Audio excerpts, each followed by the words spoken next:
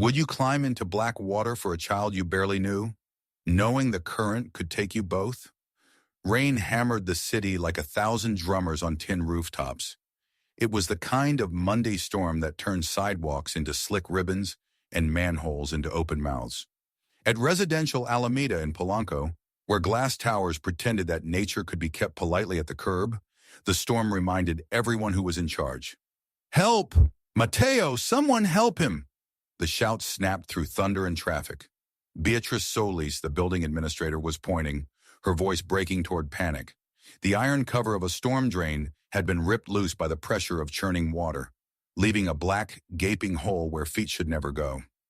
A little boy's sneaker had skidded just once, just enough, and then he was gone, swallowed to the chest by rushing water, clawing at the slippery concrete with small, frantic hands. He was 6, Mateo Valdez, a child with big, serious eyes and a backpack with sharks on it. His mother had died last year. He was on his way home from school. Sometimes life puts all the heavy things on one small pair of shoulders and dares you to stand. A circle formed. People in good coats, people with phones halfway raised, people who had solutions for everything until the problem was wet. Someone shouted for the fire department. Someone else shouted for God. A chauffeur put one foot forward and then pulled it back as the water surged and the drain gulped like a throat. "It's too dangerous," a man said to no one and to everyone. "He'll pull you under." "Please," Beatrice cried, hands shaking. "Please." That was when a young woman in a blue uniform sprinted across the courtyard, cleaning bucket thumping at her side, eyes wide with the kind of fear that doesn't cancel courage but fuels it. She dropped the bucket. Bottles rolled, a rag skidded, a lemon scent bloomed into the storm. She kicked off her worn sneakers. "Move," she said, and for some reason everyone did. She swung her legs down into the blackness and gasped as the water punched her ribs. She braced one hand against the jagged rim, found a foot on a rung, and let the flood take her waist, her chest, her shoulders. "Mateo!" she shouted over the roar. "I'm here! Hold on, mi amor. Don't let go." "Tia Jimena!" came a thin, terrified voice from around the bend of the drain. He was clinging to a pipe where the tunnel curved, his small fingers white. The water slapped his face again and again, each slap a little lower than the last. "Keep your mouth up," she said. "Breathe through your nose. I'm coming." Her name was Jimena Morales, 23, small and quick. She had worked at the complex for 2 years, mopping halls that shone with a kind of cleanliness money likes to see in its reflection. She knew Mateo from elevator rides and hallway waves. He had called her Tia one day without thinking, and the name had stuck between them like a ribbon. The water was stronger than she had calculated. It bullied her sideways, shoved at her knees, tried to fold her into itself, and send her to the dark places where city rivers run under the streets. Trash brushed her face. A branch struck her temple. She blinked against the sting and pushed harder. "Give me your hand," she said when she reached him, breath ragged. "And your other hand. Wrap your arms around my neck. Don't choke me. That's it. Good boy, I've got you." He clung as if bodies were boats and she was the only one afloat. He was shaking so hard his teeth clicked against her ear. For a sliver of a second, a thought cut through her panic like lightning. You could both die down here.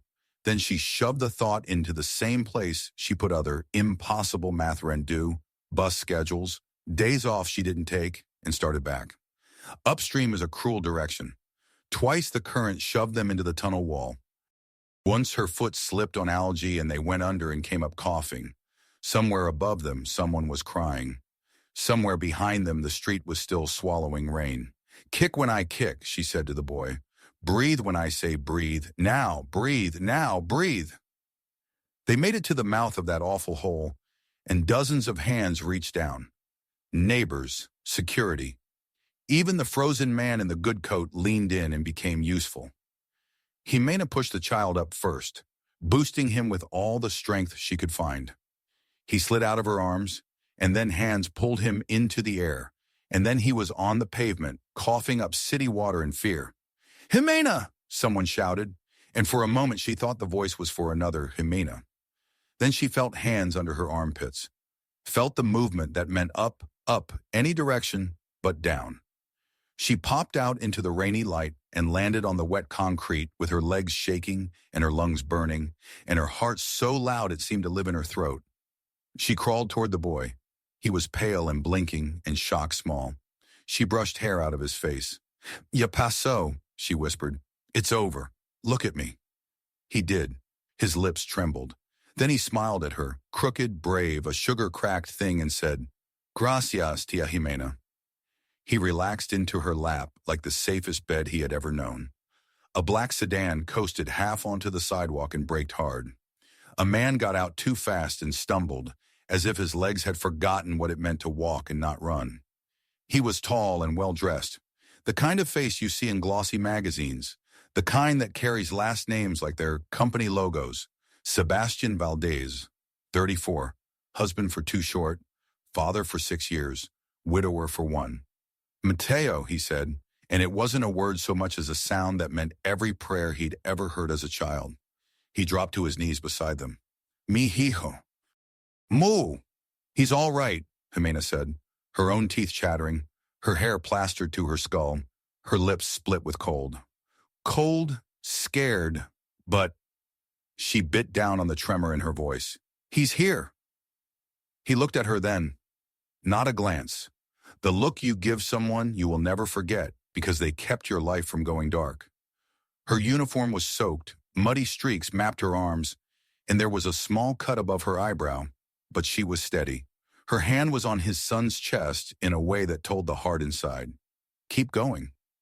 "What's your name?" he asked, because that is what you ask before you say, "Thank you," and after you say, "Please," when the world snaps into sharp and you remember your mother's manners. Jimena Morales. "I clean the 4th and 5th floors.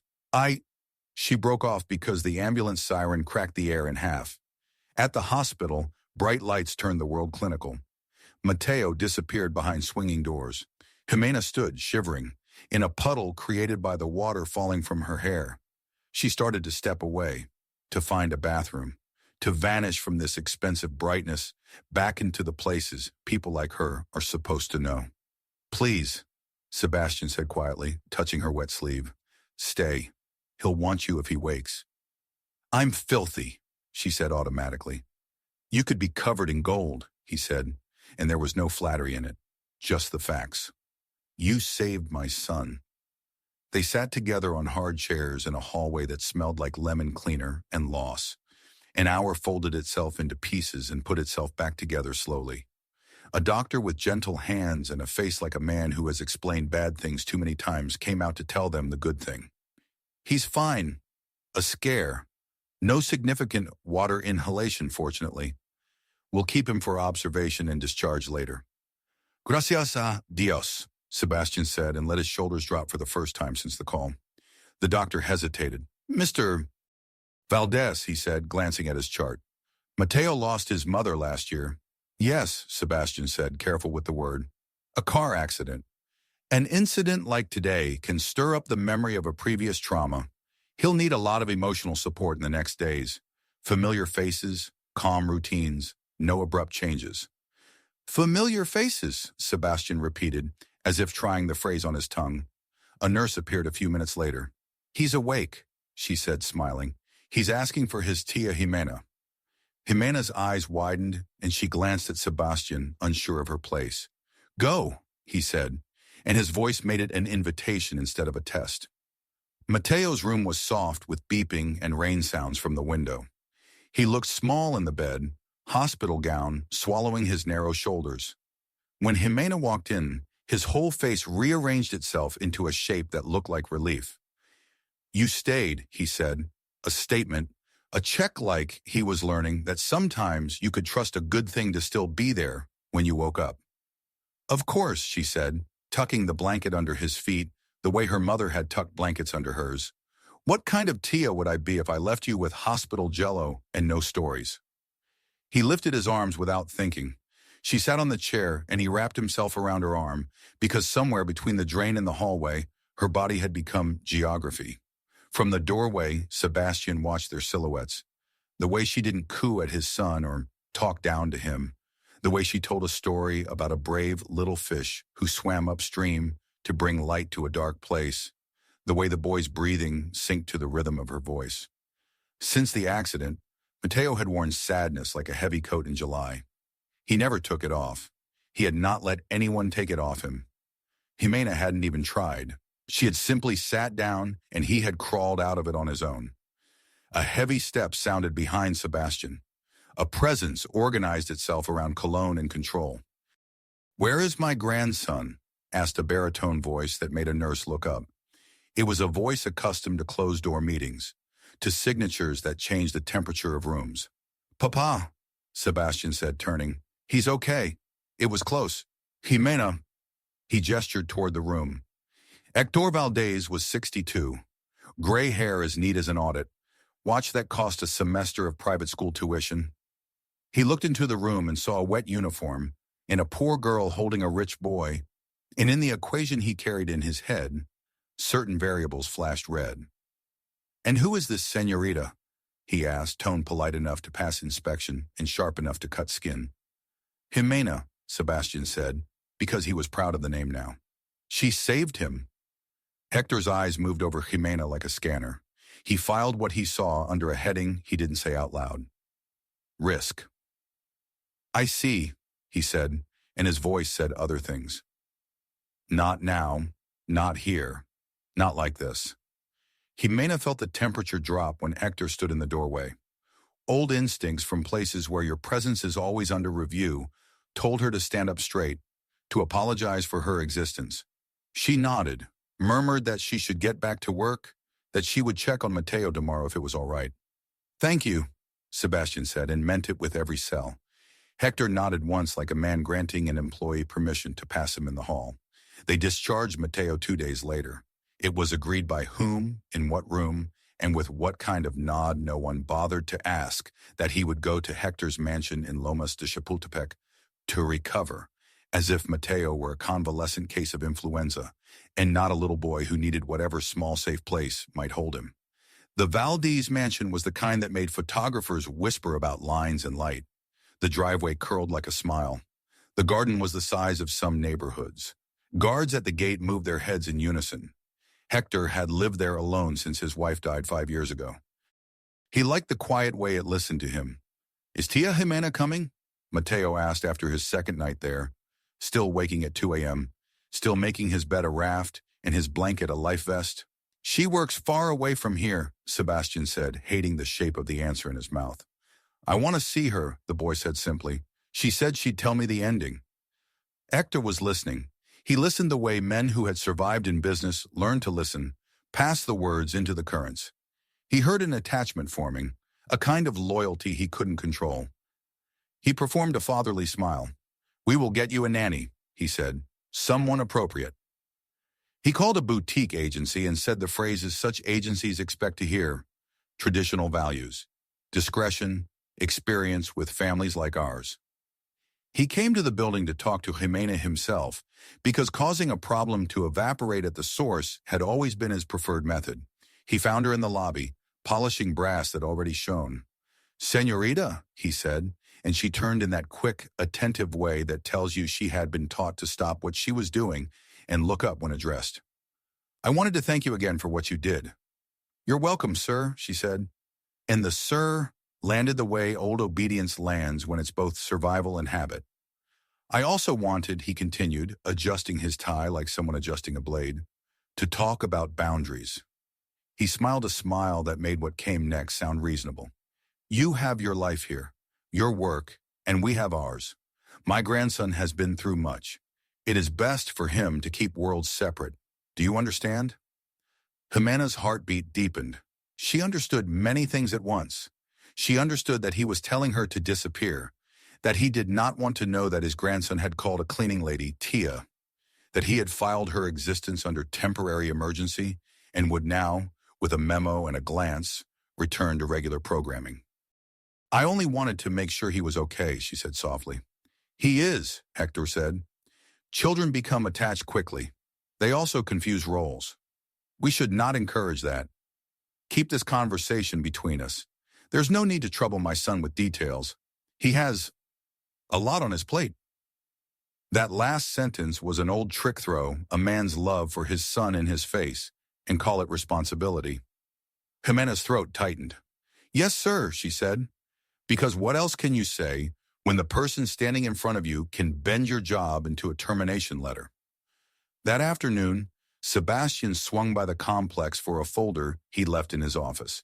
He found Jimena in the parking alcove, loading her bucket on a cart, and he smiled before he could stop himself. How are you? He asked. I'm fine, she said a little too quickly. And Mateo, he asked for you, Sebastian said. Every hour on the hour. I think he's in love with your fish stories. She smiled at that, small but honest. Then the smile flickered out. It might be better if I keep a little distance. Why? He took a step closer. He could see rain in the ends of her hair, though the storm had passed. If it's because of what people might say, it's because of what people might do, she said, and then pressed her lips together as if the rest of the sentence might escape and land on the wrong desk. Did my father speak to you? He asked quietly. She looked down. He didn't need her answer. He knew the shape of his father's interventions. He had been raised by them. Before he could say anything else, a woman approached with the stride of someone who keeps a clipboard somewhere in her DNA. Mateo Valdez, you cannot run away like that. It is completely unacceptable. She was tall, 50-ish, exactly the kind of nanny agencies send to reassure wealthy grandfathers. Her name was Elvira Cortázar. She had the kind of frown that builds muscle memory in a child's stomach. I saw my papa, Mateo said breathless, and then saw Jimena, and the relief on sight crashed into him again. He flew to her, arms out, ducking Elvira's reaching hand. Tia, are you coming tonight? Will you read? Elvira shot Jimena the look women sometimes throw at other women when a man with money is somewhere inside the frame. And who is this? She asked the air, though everyone in it knew exactly who. The woman who saved my son, Sebastian said, calm as steel cooling. Ahem, Elvira said. Mr. Valdez, your father instructed me to limit certain influences, with respect. Then with respect, Sebastian said, you're fired. Her mouth opened and closed. She tried on the words, you can't say to powerful men, and coughed them back out as a huff. I will inform Senor Hector, she said, as if the name had the power to reverse cause and effect, and left with her spine very straight. Jimena stared. No one had ever done that for her. Not at a job, not in a room with marble, not like that. She felt tears heat her eyes, and she hated that they might look to him like weakness when they were the body's way of saying thank you with water. No one has defended me like that, she managed. Her voice shook. Ever. Then you've been living around coward, he said. He looked at his son and then back at her, and something like clarity settled into his face. Come tonight, 6 o'clock. Read him anything you want, every night you can. My father doesn't get to decide what heals my child. Upstairs, behind a window that reflected the city back at itself, Hector watched. He saw the fired nanny walk away, stiff with indignation. He saw the cleaning girl laugh through tears. He saw his son use a tone of voice he had told him not to use in front of staff. He dialed a number. Rodrigo, he said when a slick voice answered, I have a story for your blog. It's about a new kind of scam in our fair city. Emotional fraud.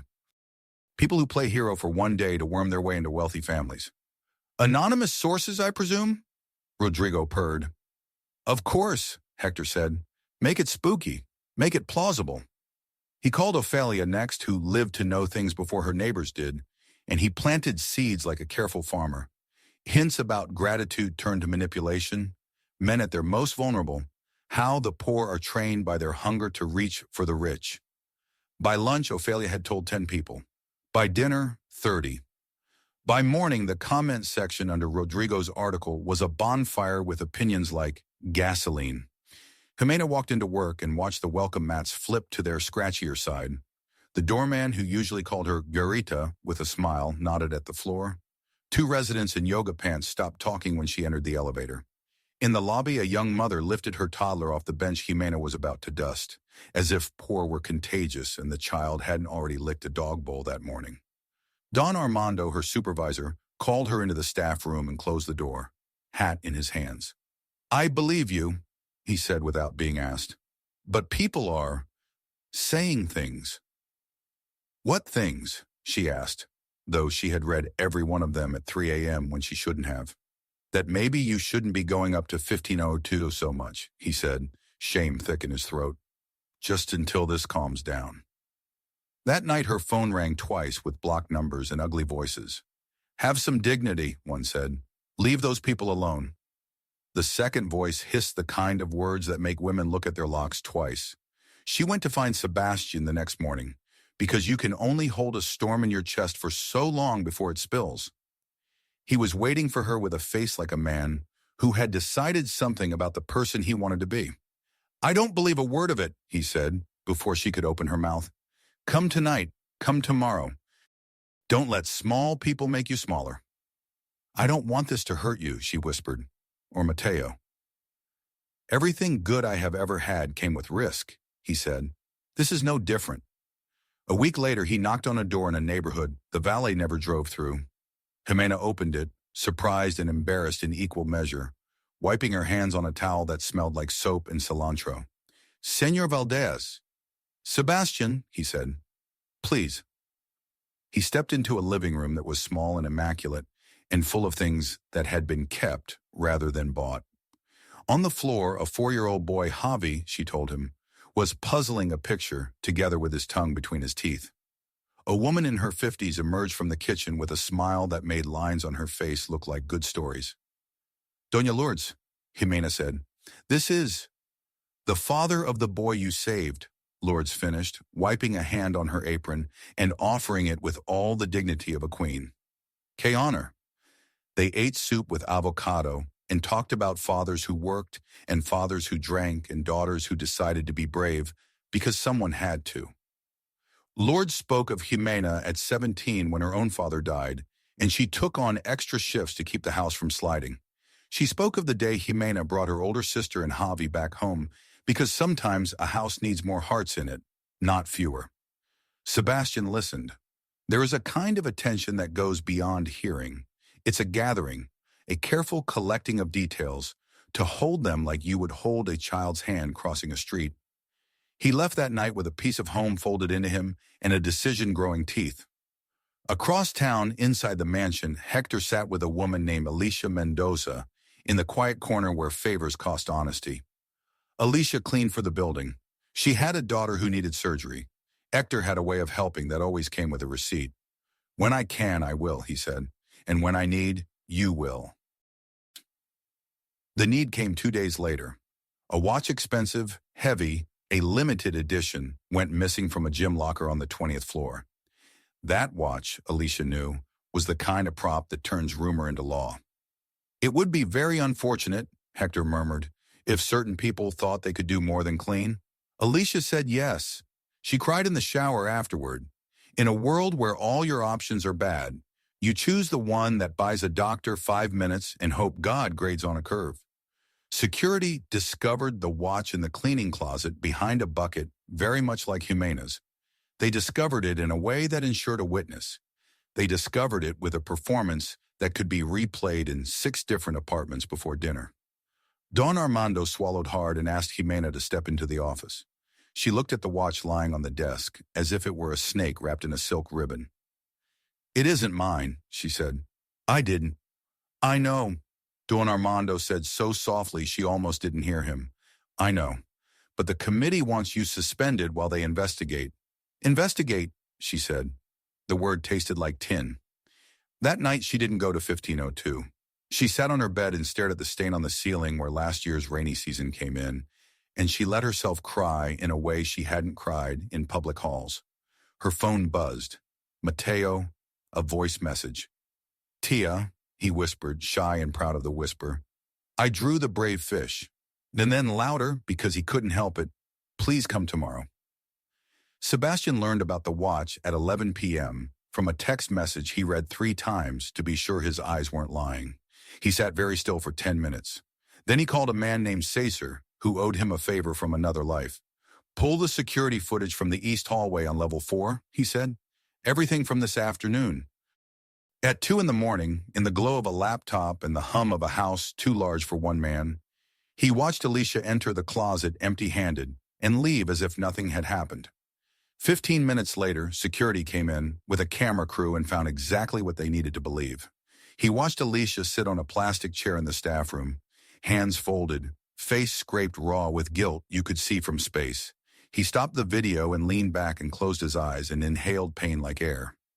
At 9 a.m., he asked Jimena to meet him in the small staff courtyard that smelled like mops and sunlight. She came in with her shoulders straight and her face open, because shame had not yet taught her to hide. "I know," he said. 2 words. She folded. He caught her before she hit the bench. "I didn't do it," she said into his shoulder, and he had not realized until that exact moment how badly he had needed to hear her say it to him. "I know," he repeated. "I'm going to fix this." "The world is big," she said, "and I am small."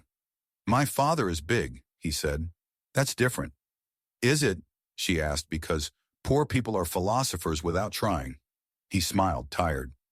"He can't reach where I'm going to put the truth." He called Alicia to a meeting and told her he had seen the footage. She broke in half. "I'm sorry," she sobbed. "My daughter, her heart. I never Jimena is good. Please, I didn't want." "Who asked you?" he asked, though he knew the name the second the question left his mouth. "I can't," she whispered, horror carving new lines on her face. "I'll pay for your daughter's surgery," Sebastian said. Alicia looked at him like she had grown up hearing fairy tales, where princes got bored and never came back. "And I'll make sure you have a job not under him. But I need the truth on paper and on video.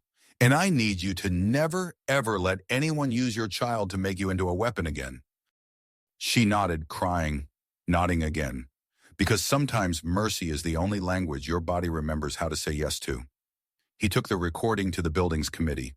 He took it to the residents who had whispered in elevators.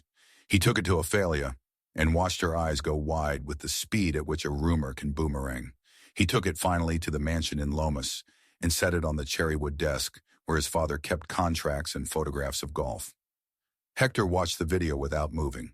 When it ended, he clasped his hands like a man about to pray and said, "You've left me no choice." "About what?" Sebastian asked, calm in the same way oceans are calm above deep forces.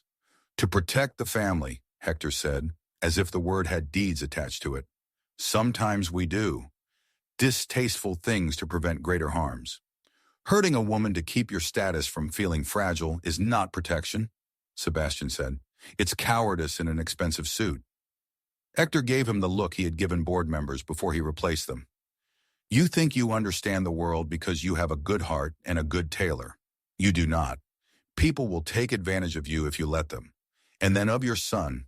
"My son was drowning," Sebastian said.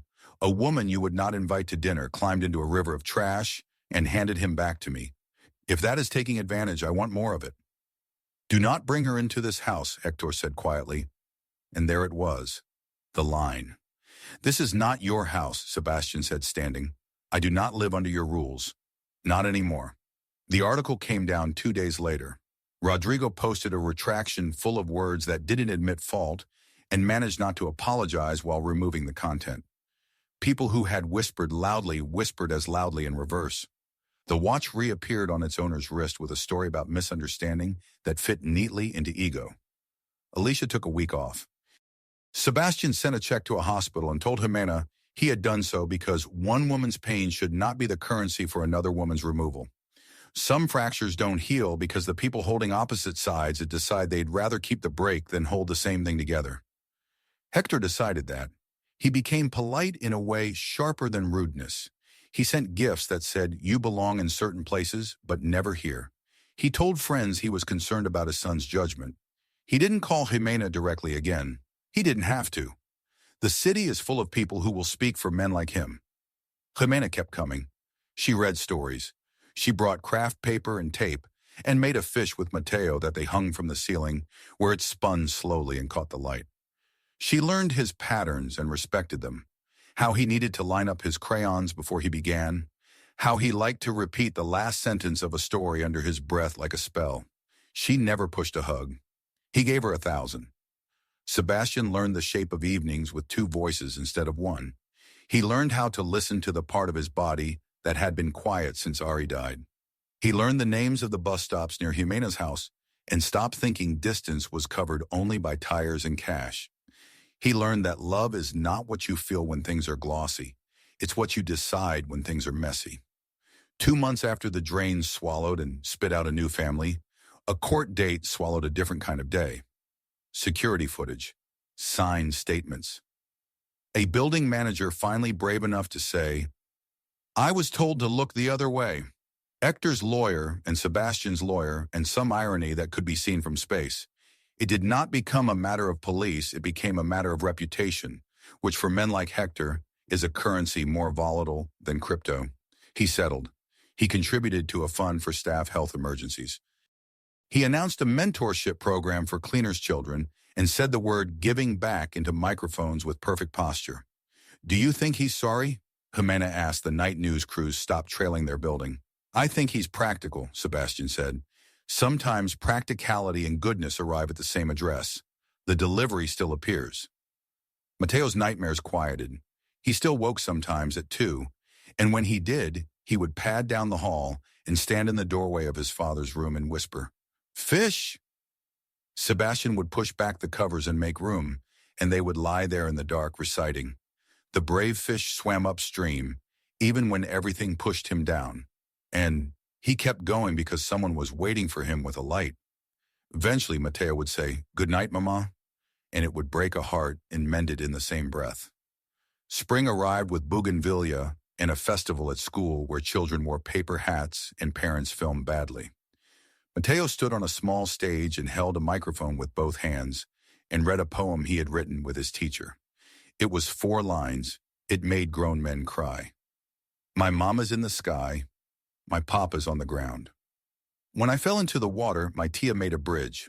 When he finished, he looked toward the back of the room where Jimena stood next to a pillar, because sometimes she still didn't trust seats with names on them.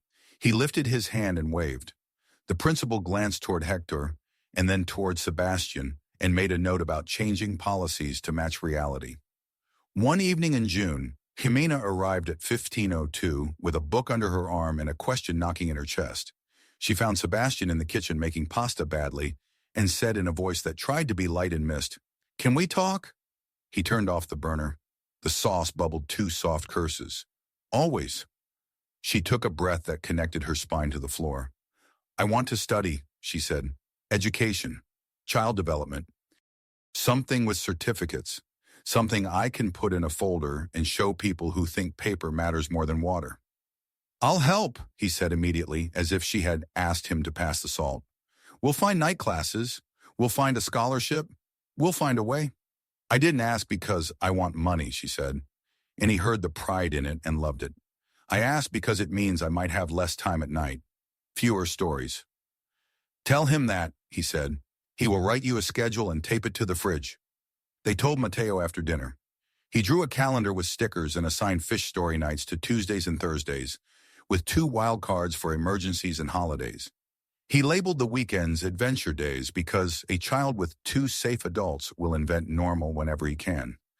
July came with an absent Father's Day at school, where children glued ties from construction paper. Mateo made a tie out of blue and gold and gave it to Sebastian with solemn ceremony. "It's okay if you cry," he told him. "I'm not a baby," he added, because 6 is a complicated age.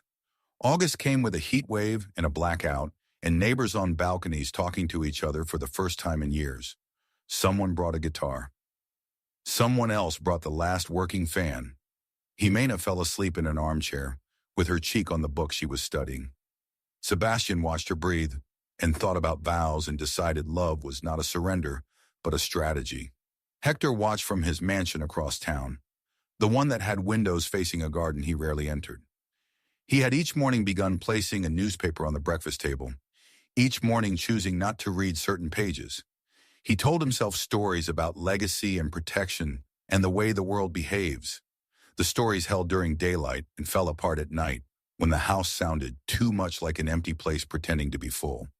Some men change because they are moved. Some men change because moving becomes cheaper than standing still. It took a small thing to tilt Hector a morning at the hospital for a routine test. A child in the waiting room whose father did not arrive. A nurse who recognized his last name and said, "My mother cleans where you live. She says your son is better than you." He laughed politely and went home and sat in the chair where he had watched soccer with his own son and realized the past had not been as tidy as he told it. He called Sebastian. "Let's talk," he said. "We've been talking," Sebastian said. "You speak. I choose." "This time I will listen," Hector said, and for once the words did not feel like currency. They felt like keys. They met in a cafe that sold coffee no one needed to post. The conversation began with silence. It moved through shame. It stopped at anger and then kept walking. "I didn't grow up in a world where poor women had names," Hector said finally. "Only roles. It has cost me more than I will ever admit in public." "You don't have to admit it in public," Sebastian said. "Just admit it to the person it hurt." Hector's mouth tightened, the way a man's mouth tightens when he has to say something that tastes like losing. "Jimena," he said. He said it once, as if trying the shape of a bridge. He asked if he might apologize. Sebastian said he could ask Jimena herself. Jimena met him in a small park with Mateo on a swing to the left and Javi climbing the wrong way on a slide to the right, a landscape of safety he had never lived in. "I was wrong," Hector said. No defense. No because. The words surprised them both with how simple they felt. "You were cruel," Jimena said, "because an apology without a naming is just a regret in costume." He nodded. "Cruel," he said. "I thought I was protecting what mattered. I forgot people matter more than reputation. If there is anything I can—" "You can show up and shut up," Mateo said loudly from the swing, delighted with the sound of a forbidden phrase that the grown-ups might or might not correct this one time. Hector laughed, and it was rusty. "At your service," he said, and meant it in a way he was not sure how to perform yet. When fall arrived, the leaves on the jacarandas seemed less interested in impressing Instagram and more interested in making good shade. Jimena enrolled in night classes and learned terms that matched the instincts she'd been living by. Attachment, co-regulation, sensory needs, trauma-informed care. She wrote papers at a small desk with her name on every page in neat, proud letters, and she practiced presentations into a mirror with the same confidence she used to choose a mop head. Sebastian learned that you can run a company and still make lunch. He found a recipe for arroz con pollo that would not offend Jimena's mother. He found himself worrying about small things. Did the new detergent make Mateo's skin itch? Did that boy in class make fun of Javi? Did Jimena drink enough water? It was a new kind of power, the kind that comes from paying attention. On a Tuesday that smelled like rain but didn't deliver it, Mateo sat at the table with crayons and said, without looking up, "Papa, are you going to marry Tia Jimena?" Sebastian coughed on a piece of carrot he had decided to be friends with. "Why do you ask?" "Because you smile different now," Mateo said, "and because I want to wear a suit." "What if she says no?" Sebastian asked, half to tease, half because all brave fish are still afraid of nets. Mateo considered. "She won't," he said. "She loves us." He went back to his drawing. Underneath a house with a red roof and a swing in the yard, he wrote "Mama" in slow, careful letters, and then looked up as if daring the world to say he couldn't. When Sebastian asked Jimena the question 2 months later, he did it without a violin or a drone camera swooping. He did it in the kitchen while dishwater ran and Mateo placed toy soldiers around the salt shaker like a military operation. He did it with a ring that wasn't ostentatious and a voice that wasn't sure. "Will you be my partner?" he asked. "Not my employee, not my savior, my partner." She said yes, like a person choosing to breathe. They married on a quiet Saturday with tamales and laughter and a playlist that betrayed how many different music tastes were now in the same family. Hector wore a suit and humility. Lourdes danced with Cesar from security because life belongs to the people who keep its doors open. Ophelia cried into a napkin and whispered that she had always believed in love, which was impressive considering the last 3 years of her inbox. Elvira did not come. Alicia came with her daughter and brought a drawing of a heart with many hands inside it. When the sun slid sideways and everything turned honey, Mateo climbed onto a chair and asked for quiet, which he received with more attentiveness than many presidents. "When I fell," he said, I was very scared. But somebody jumped.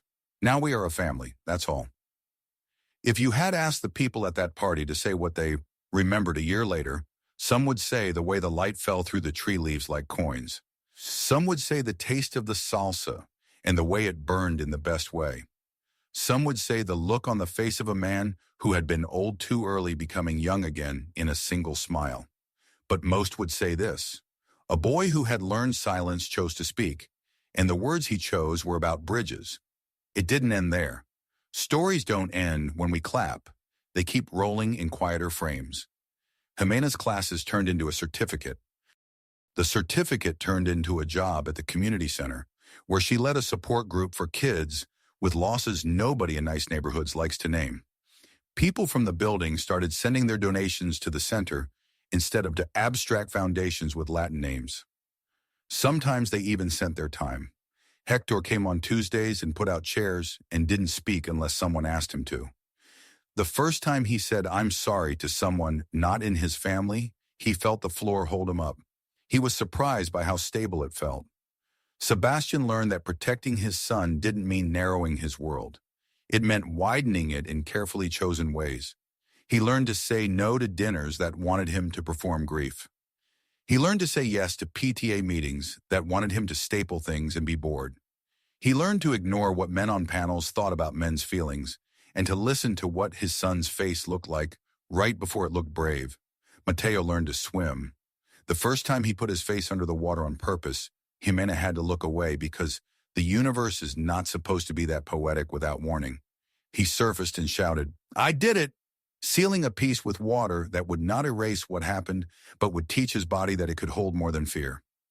At night sometimes, when the city softened and the bigger noises relocated to the edges, they sat on the balcony and watched rain threaten the glass and not deliver. "Was I a fool," Sebastian asked once, "to not see what was right in front of me? To not throw myself into water? To need someone else to do what I should have done?" "You were at work," Jimena said. "You were answering a call. You were being who you had to be to feed people. And then, when life needed you to be someone else, you became him. That's all any of us can do." "Do you ever wish," he asked, "that you hadn't had to be the brave one?" She thought of the cold in her bones that day, of how scared she had been later, alone in her shower when the hot water hit the bruises. She thought of the gaze in the hospital hallway, of a boy on a swing instructing his grandfather to show up and shut up. She laughed softly. "No," she said, "I like knowing I will jump." If you are waiting for the moment when every person who once whispered says they're sorry, you will be waiting too long. Some never came around. Some were kind and then forgot to remain so. Some misremembered the events so that they could keep liking themselves. It didn't matter. Kindness doesn't need an audience to be true. What matters is this: rain came and rain went, and every time it did, a boy looked at a drain and felt something other than terror. A man wrote fewer emails with urgent in the subject line and more with soccer. A woman hung a piece of paper on a wall with her name and the word certified, and her mother touched it as she walked by and smiled for the rest of the day. A grandfather adjusted the story he told himself about strength, and on the nights when thunder rolled over the city like a big dog deciding to lie down, someone in apartment 1502 would say, "Once there was a brave fish," and someone else would answer, "He swam upstream," and a child would finish, "Because someone was waiting with a light," and outside the window, rain would find its proper place. Something that fell and then passed, something that watered bougainvillea and washed dust off cars, something that could no longer carry them away. Do you see it now, the moment the story turned? It wasn't when the blog took down the lie. It wasn't when the watch came back to the wrist. It wasn't even the apology on a park bench.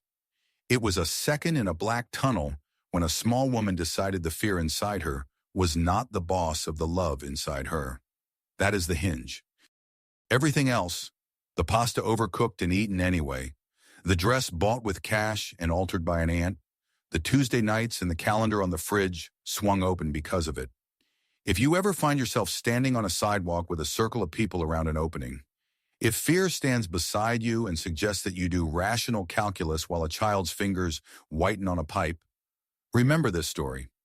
It was never about rich people and poor people, except insofar as those terms are a lazy way to avoid saying true things. Some of us are taught that drowning is inevitable. Some of us are taught we can pull each other out. The truth is simpler and harder. There is water everywhere.